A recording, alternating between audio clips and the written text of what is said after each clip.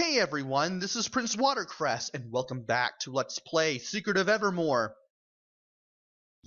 In the last episode, we made our way through the Great Pyramid, and we got the second Diamond Eye. I can't believe I forgot to mention getting the second Diamond Eye in the last video, but we did. And now we have both Diamond Eyes. So now we have to get the Diamond Eyes to Horus before something bad can happen. I just hope that we can reach him somehow. So let's go ahead and start back from Horus's camp here and make our way back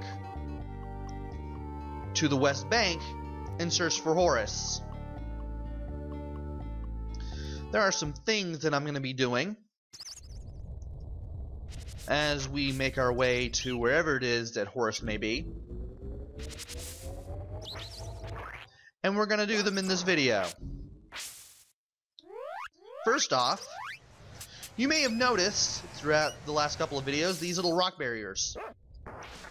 Now that we have the bronze axe, we can break these and get the stuff that's inside. There should also be some hidden alchemy ingredients in these areas we couldn't reach before. Matter of fact, there's some bone. I believe there's some vinegar right here. There's another one to the south. We noticed that when we were looking around, especially when we were leveling up. There's some water. And I believe there's some vinegar here somewhere. Matter of fact, I believe it's over here. There we go. I was wondering where that was at. And the guy probably... I guess the dog took care of that dancing fool then, because I'm not getting it to spawn anymore. Yeah, I guess the dog took care of it then. Anyway, we might as well go ahead and go to the West Bank, and we hear somebody coming. There's Horus, but he's now wearing green like he did in the Kalbead Summon Ring. And his eyes look like they're red. Why is that? And the boy, being pretty stupid and not telling the difference between a Horus dressed in yellow and a Horus dressed in green, he gives away the diamond eyes to this green Horus as soon as he's asked. And then he starts acting evil. And the boy still can't tell the difference.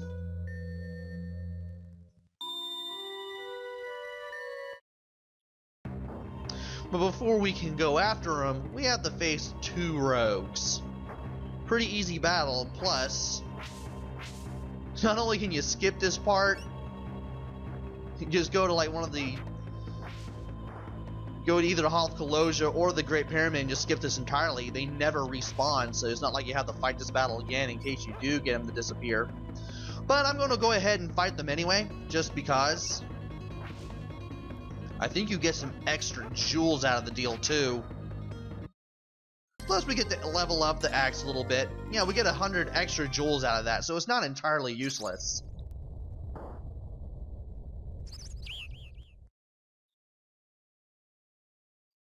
Gee, you think? He was wearing green!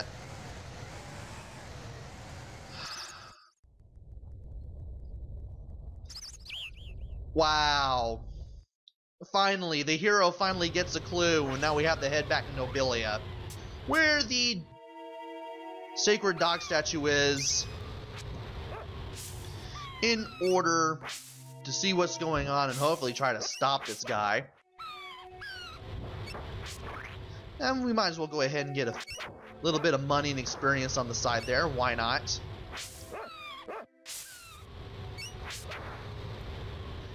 Glad to see that we can one-shot these sand spiders now. And speaking of rock barriers, there is something that I want to do. There's a rock berry over there. I want to go ahead and take care of the rogue here first, before we continue on here.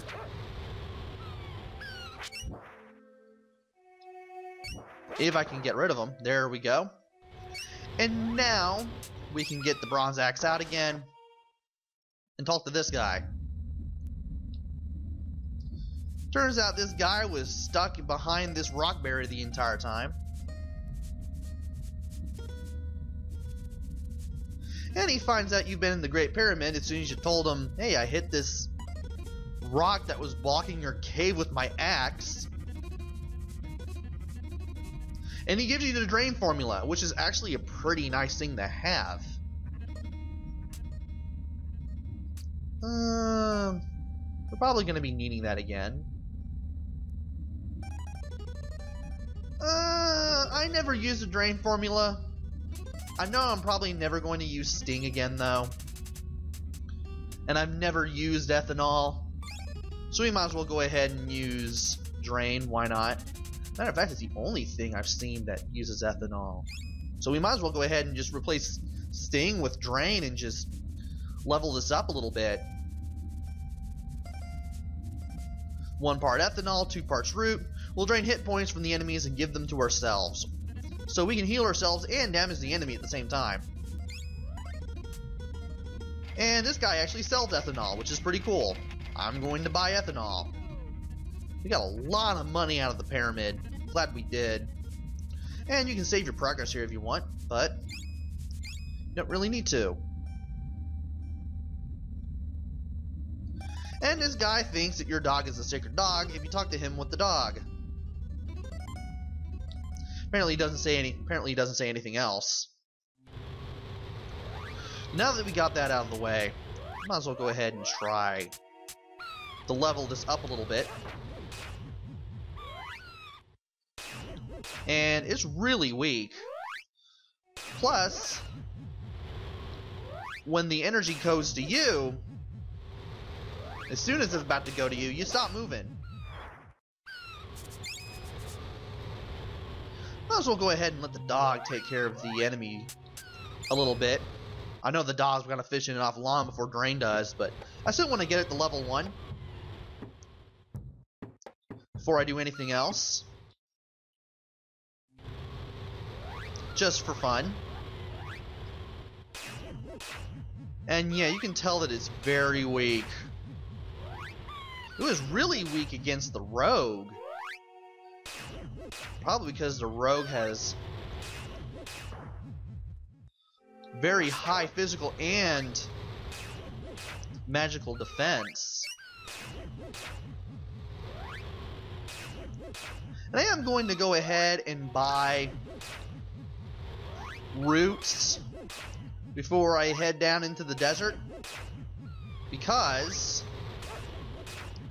I want to be sure I need to heal myself for just in case, or the dog.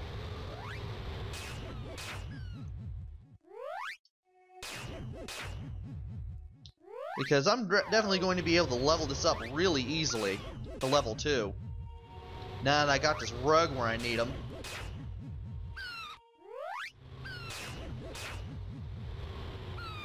Should be able to do it at any point now. How are we doing on Drain? Should be nearing level 2. Okay, just 5 more casts, and then I'll go ahead and buy some roots. I should be able to buy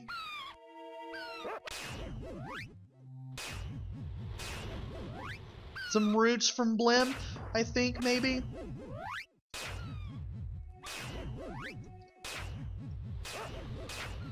There we go. Got at least up to level 2, so I should be able to drain some energy from an enemy in case I need to. He does sell roots, right? He does not sell roots.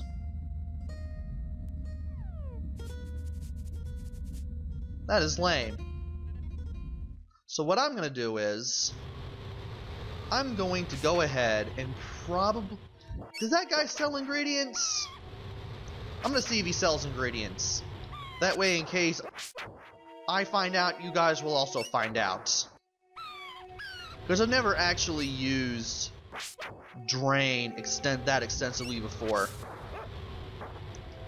Mostly because the stuff you get at the beginning of the game, it's more than adequate. You seem to get the best spells at the beginning of the game. Some of the best spells. Some of the best spells show up near the end of the game, too. So we're going to go ahead and get the extra money here. And then talk to this guy. He should be able to... No, yes he does. Let's go ahead and buy some roots. And you can also get stuff for heal as well, which is also really good. So yeah, you can buy roots from this guy, as well as ethanol, wax, and water.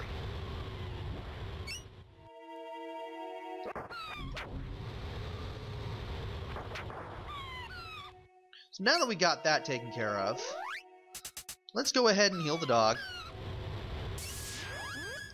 And then as soon as that's done, let's go over to the desert.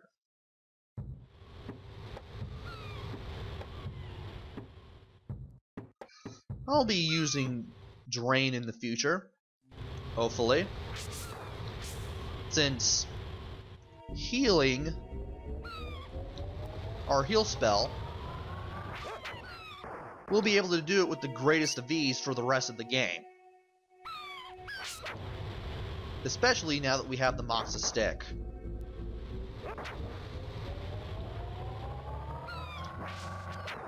Let's go ahead and beat these guys up.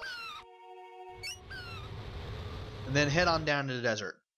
Now thankfully, I do have all of my weapons leveled up to level 3, except the bronze axe, but that's because we just got it, and I feel no need to really level it up or anything.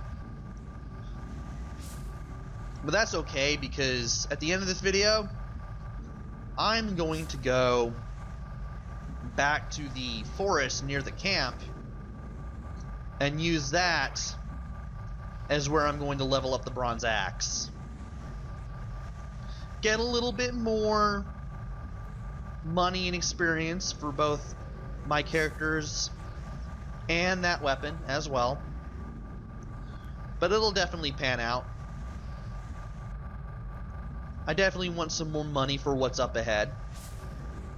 And we burn through a little bit of it, getting stuff ready for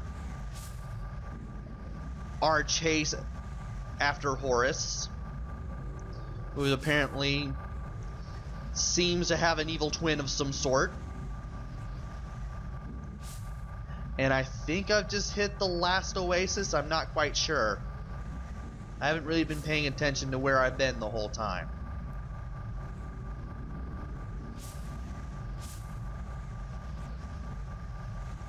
But we are nearing Nobilia. I want to make sure I don't run into anything.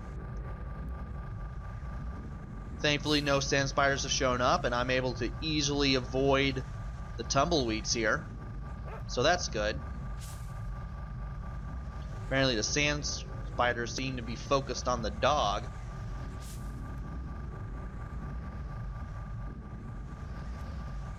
And there is the ghost pirate there. And as soon as we get to Nobilia, it's completely empty again. And I forgot to get that the last time I had to play through the game over. So if you didn't do that before, prior to the battle with Vigor, you can just go up to this, press B, and apparently there's a glitch where even if you grab the jewels, if you press B again and then press down, hold down, you won't be able to move down for a couple seconds. Apparently you can't move for like a second or two, even when you've taken the jewels and you press B on that pot. That's really weird. Not sure why that is. But let's get on over to the square after we heal up a little bit. And if you don't get those 500 jewels now, you're not going to be able to get them ever again. Might as well go ahead and mention that. And we don't have much of a audience here, unlike the last time we had to go to the town square for something.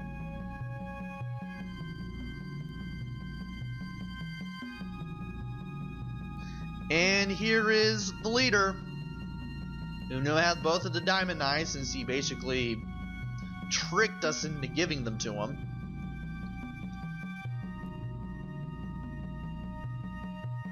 And he looks back as if to talk to us, kind of breaking the fourth wall there, game.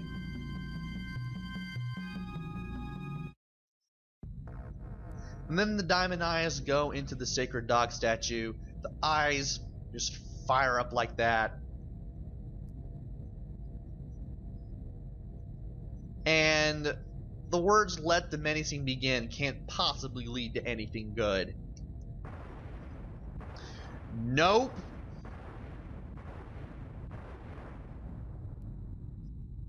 And then this guy disappears. It's boss time against Aegis. You're gonna have to hit this thing with a spear, and you also have to take down whatever it is that this thing sends at you. Whenever this thing has a medallion on its head, you won't be able to hit it. Now, when it has what I call the skull medallion, it produces bad dogs, which are basically clones of the Prehistoria dog. And when it has this dog medallion on it, it produces these blue-toned bone buzzers. Do these things even have a special name? Oh, they're skull claws. These are actually a step up from the bone buzzers. They actually have more HP. And there's another one that it produces.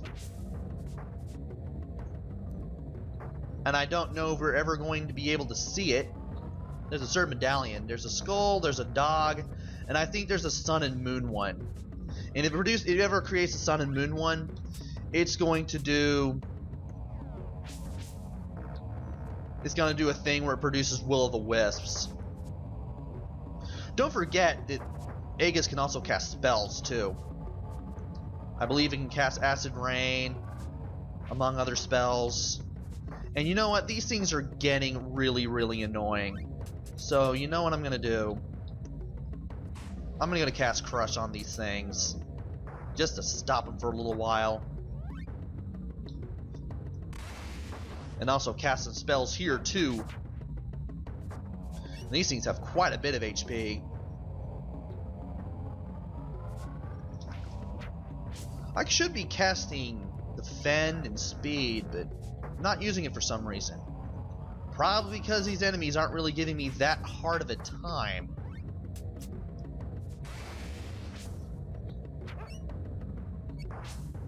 I am going to cast Drain on the Skullclaw though. There it is. There's the third one.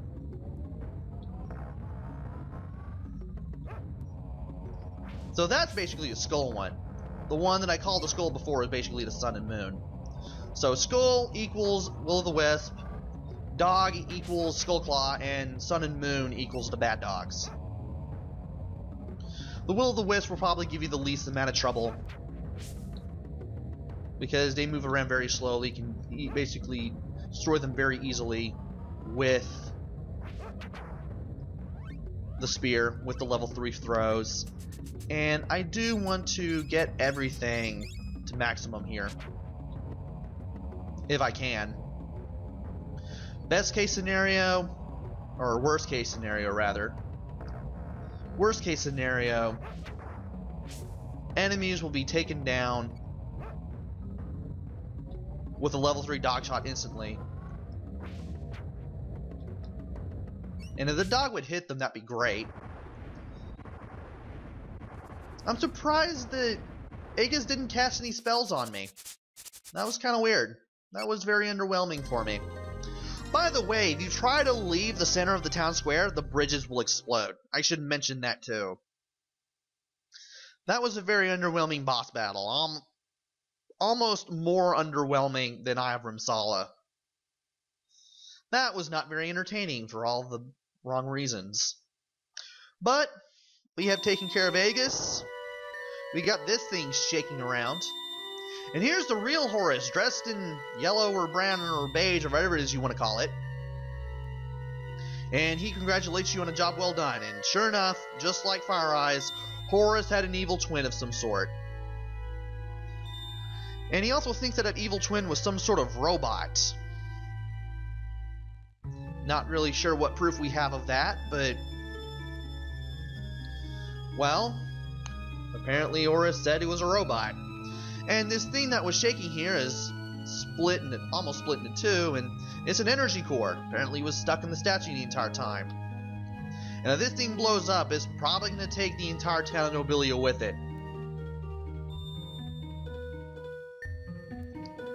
So Horus calls upon Tiny. Horus apparently becomes the same colors as Tiny for reasons unknown. That never happens in the cartridge copy of the game as far as I know. I've never seen him do that. And he asks Tiny to take care of the energy core.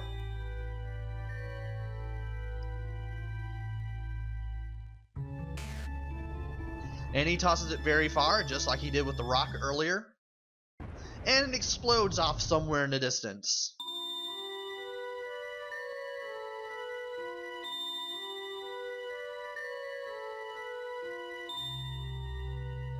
And of course, Horus shows a little bit of concern for Tiny.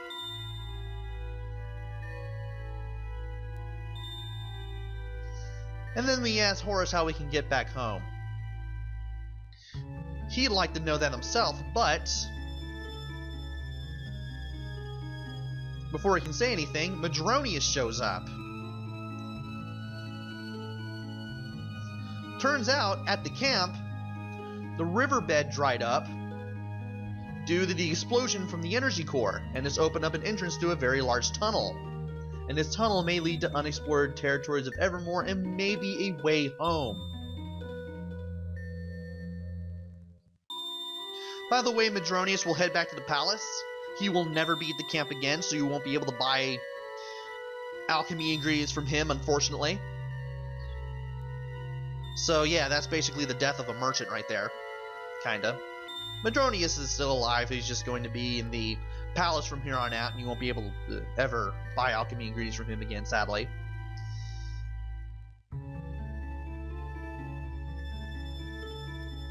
And if you have 5 or more call beads after you beat Aegis, you get the Staff of Life. This will be in the rare goods / charms area of your pouch. I'm going to explain what that does after this little cutscene is over.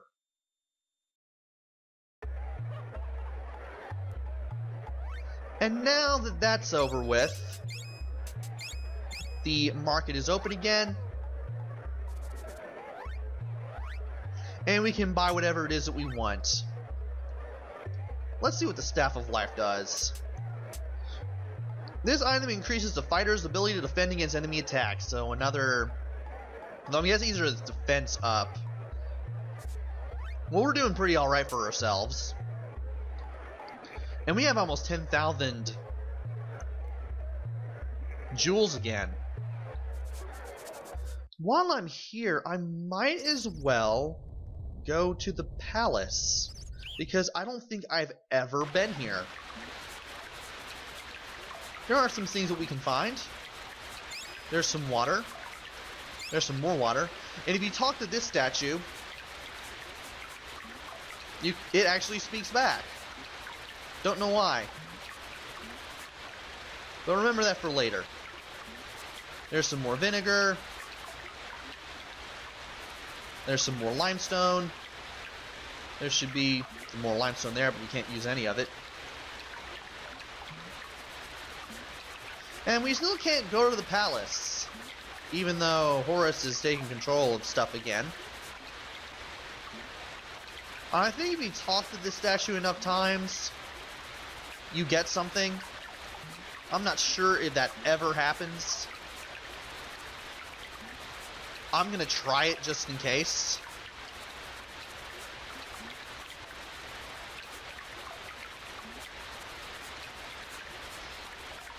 Probably not. If that happens, I'm probably gonna cut this out.